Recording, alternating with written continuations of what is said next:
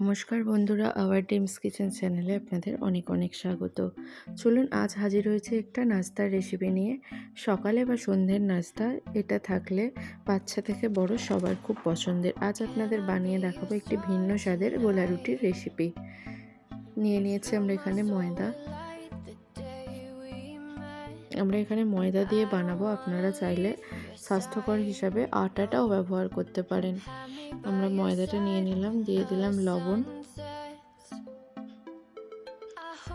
দিয়ে ভালো করে মিক্স করে নেব লবণের সাথে ময়দাটা, দিয়ে অল্প একটু সাদা তেল দেব।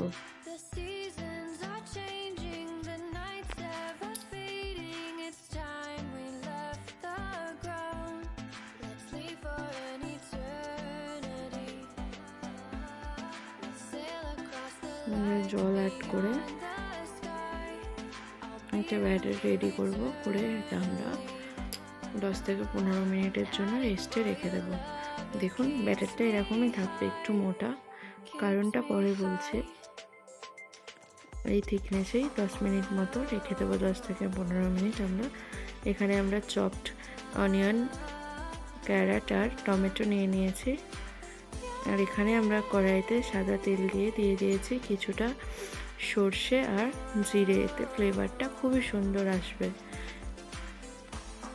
আর সমস্ত সবজিটা আমরা এখানে হালকা করে ভেজে নেব। প্রথমে দিয়ে দিলাম চপড করে নেওয়া গাজর, চপড করে নেওয়া পেঁয়াজ,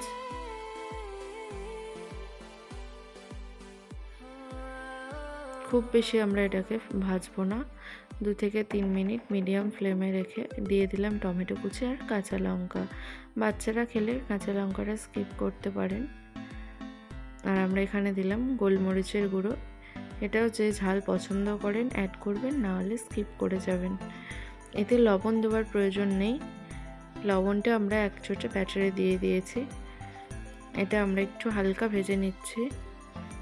রেডি হয়ে গেছে। আর আমরা যেটা ব্যাটারটা রেডি করে রেখেছিলাম ওর মধ্যে 2টো ডিম ফাটিয়ে দিয়ে দেব।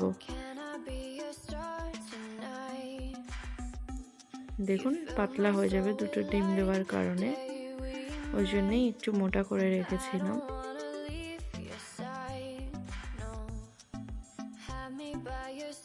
আর আমরা যে সবজিটা রেডি করেছিলাম ওটা একটু ঠান্ডা করে তবেই আমরা এর মধ্যে অ্যাড করব। ঠান্ডা হয়ে যেতে তারপরে আমরা এটাকে মিক্স করে নিয়েছি। দেখুন ব্যাটারটা এরকমই হবে।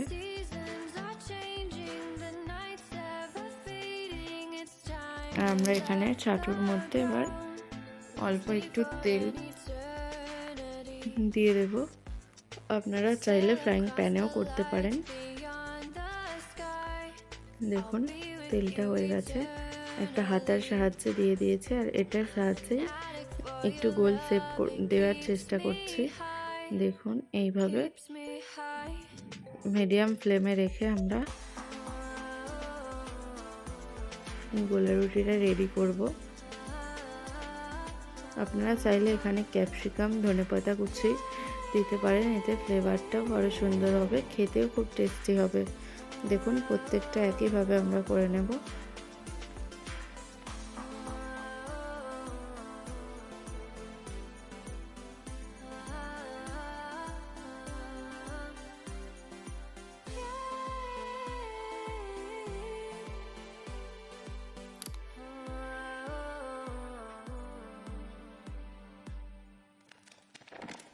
রেডি হয়ে গেছে আমাদের ভিন্ন স্বাদের গোলা রুটি। এটা শুধু খেতেও অসাধারণ লাগে। আর আপনারা চাইলে শুকনো আলুর তরকারির সাথেও ট্রাই করতে পারেন। আর কেমন হলো রেসিপিটা জানাতে ভুলবেন না কমেন্ট করে। দেখুন কতটা নরম হয়েছে, আর খেতেও খুব টেস্টি। বাচ্চাদেরকে টিফিনে অবশ্যই দিতে পারেন। ভিডিওটি ভালো লাগলে ভিডিওটিকে একটি লাইক দিয়ে চ্যানেলটি সাবস্ক্রাইব করে নিন।